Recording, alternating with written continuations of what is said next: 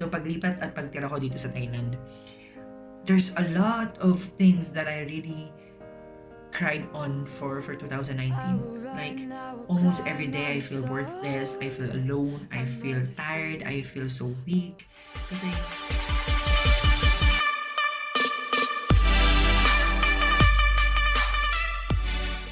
hey, what's up guys? This is your krung teacher. Yes, Teacher Jerome, and if you're just new to my channel, please do not forget to subscribe, share this account, and like mo na rin ang aking Facebook and Instagram account so that you will be updated for all of the happenings that I'll be doing for the next few days. Okay? Okay. Hey! Okay, so, bagay naman, diba?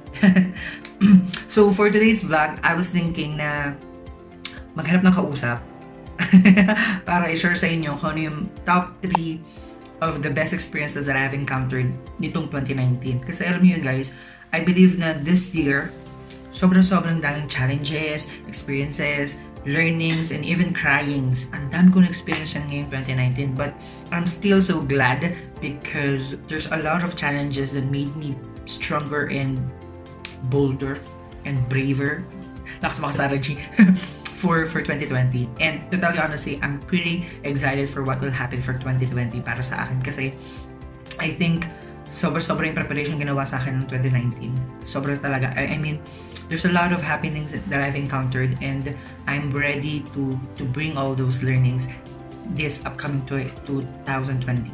So, if you're ready, tara, pag-usapan natin kung ano itong mga experience na natutunan ko and next na encounter ko. First memorable event for me this 2019 was the 25th anniversary ng Dominican College of Santa Rosa. Now, we all know that I've been working there for 5 years, and for the past few years that I've worked there, I was assigned to be their student affair head. So there's a lot of preparations, there's a lot of communications that I made, and this 2019, I have put into my mind na sobrang laki ng learning na nakuha ko doon sa pagstay ko for almost 5 years sa kanila. And yung last event ng 25th anniversary, it was really a roller coaster ride for me kasi there's a lot of adjustments that I've made. But one thing that I've learned that I would like you also to take consideration with is that when you start working, pag nag-start kayo magtrabaho, ang una nyong bigyan ng attention is on how you will be good for everyone. Alam mo yun, yung when you start working, the first thing that you have to think of is your colleagues.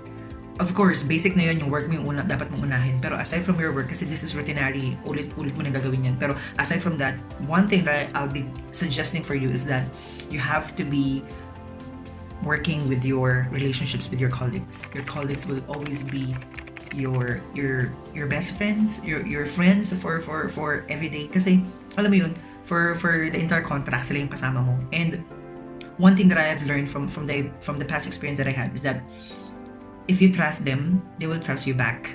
And aside from that, alam mo yung ang daming possibility na mahirap gawin when it comes to work, pero because you have your colleagues at your back, everything will be smooth, everything will be okay, everything will be as easy as 1, 2, 3. Ano mga ganon? Kasi the more that you trust them, the more that they get into you, the more that the work will be easy. Hindi natin kailangang magkaroon ng division or magkaroon ng chop just to prove that who is better and who is not. Because when you're in the work, one thing na natutunan ko is that huwag ka masyadong magpakabibo. Because if you are paid for this kind of job, you have to work for that kind of job. Huwag ka na masyadong mag-go beyond your job kasi hindi ka naman si Jollibee, huwag kang bida-bida kasi hindi ka naman nila babayaran for those extra jobs. Not unless you're doing something for the benefits of the entire community. For that thing, di kita awatin dyan. Talagang, if you think that your passion, your talent will be used by the community, then yeah, share mo yan. Whether they will be giving you something or you will be receiving something in return or not, tuloy mo pa din kasi it's a calling, it's a gift that you can do for them. Pero kung ikaw yung tipo ng tao na gusto mo magtrabaho, extra work just to get something in return, wag, hindi siya okay. And mahirap magkaroon ng kaaway sa trabaho, I'm telling you. Kapag, alam mo yun, pagod ka na sa trabaho tapos feeling mo solo ka pa, that would be the worst experience that you might have in a workplace. So ayun, just take on that suggestion. You better work with your with your team, you better work with your colleagues nicely, kasi at the end of the day, sila pa rin yung makakasama mo and sila pa rin yung makakagaanan mo ng loob, kasi whether you like it or not, you have the same story to tell kasi parehas kayong katrabaho. Okay, and then next one is etong second experience ko is, oh my god, 3 beses ako nag-resign this year. Do you believe that? Ano nangyari sa akin? Yeah, honestly, 3 beses ako nag-resign for this year. And I'm happy about it. Yeah, I'm happy about it. Kasi alam mo yun, I started to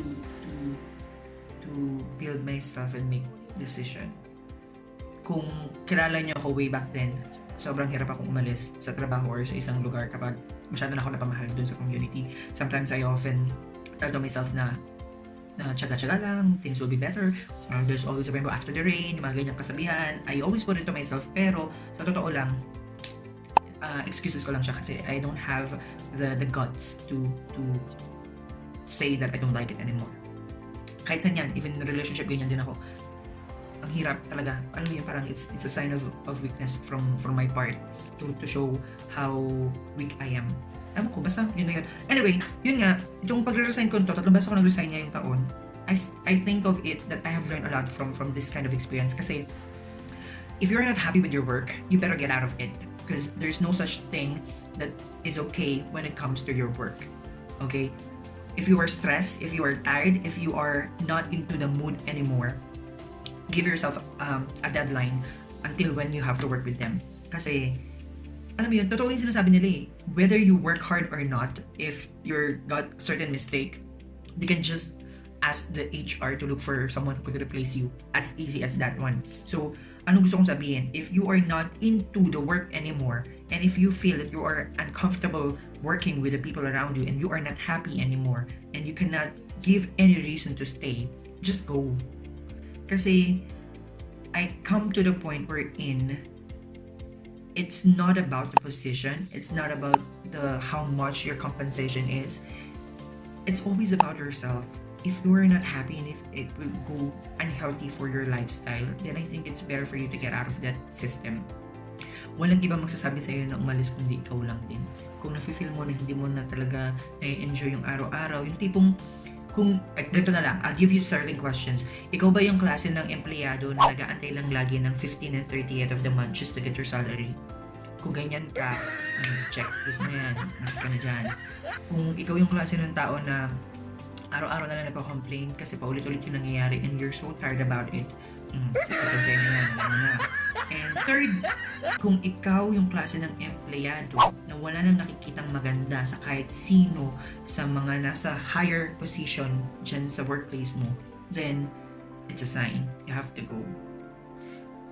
It's always been a challenge to live in a company kasi, or in a certain workplace kasi you will be going back to zero. Pero I'm telling you, it's a challenge for you to take a risk kasi your happiness is much important than your salary. Don't get me wrong, pero alam mo yun, I'm just telling it to you guys kasi ito yung na-experience ko and I want you to look on that side. But if you have your own reasons why you're not resigning or why you're staying, then I respect that one. And if you think you can still go on, aja, susu. Okay? Kaya nyo yan. The third one na experience ko for 2019 na talagang natutunan ko yung sobra-sobra is ito, itong right now, itong paglipat at pagtira ko dito sa Thailand. There's a lot of things that I really cried on for 2019. Like, almost every day I feel worthless, I feel alone, I feel tired, I feel so weak.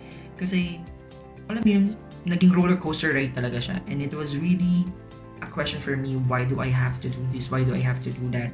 Bakit ba ako nandito? Bakit ba ito ginagawa? Alam mo yung mga ganong question. And it's really a burden for me to continue every day. Pero, I just have to look on the brighter side kasi totoo eh, there's always a promise from God na kailangan mong tignan. If you think that your plan is better and it's not going right, just stand still, just be firm, just wait for His guidance kasi you'll never know. And I'm telling it to you, yung plan ni God for you is much better than what you plan for yourself. Kaya you just have to wait. You know what? Dito sa Thailand, ang dami ko natutunan. Like, I learned how to value money. I learned how to value myself. I learned how to value people around me. Kasi you just have to adjust. You have to keep on adjusting. Every day is adjustment period for you. And sobra-sobra akong nagpapasalamat. Kasi yung learnings dito, hindi lang siya pang career. It's more about life. I'm not telling that you have to be here just to learn something about your life. But what I would like to highlight is that sometimes we just have to open ourselves for all of the possibilities and opportunity that knocks on our way. And once you have this kind of opportunity, you grab it. As soon as you can, you grab it. If things doesn't work really that good, wait. Give your own due date.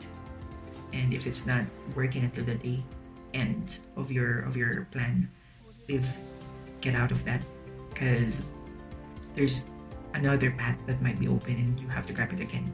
Yung ganun tipo lang. Yung let's not put everything into a critical thinking situation. You just go with the flow. Just enjoy life. Just be yourself and make fun, get happiness, and get love. Yun lang. I think that's one thing that I have learned from 2019. People will appreciate you because of how you appreciate yourself. So if you want to be loved, just love yourself first. Bait ko dun. Kaloko. Anyway, if you think that this video is okay to share or to reflect with, please do share it with your friends. And if you could ask them also to be part of the community ng mga kabaliwan katulad ko, please do so, okay? So, I'm hoping that on 2020, we will be making this community grow and bigger. And hopefully, I will be meeting you soon sa Philippines because I'm planning to go home for a vacation lang naman. Because I think I'll be working here more on Thailand. So, I think that's enough. Class dismiss na muna tayo and nag-enjoy ako. I'm hoping I would like to wish you all nga pala ng Merry Christmas, Happy Holidays, and wishing you all the best for the upcoming year. Happy New Year! Happy New Year sa ating lahat. And I'm hoping for the best for 2020 to you and to your family. So, ayun. Thank you so much and bye-bye. Kapunakap.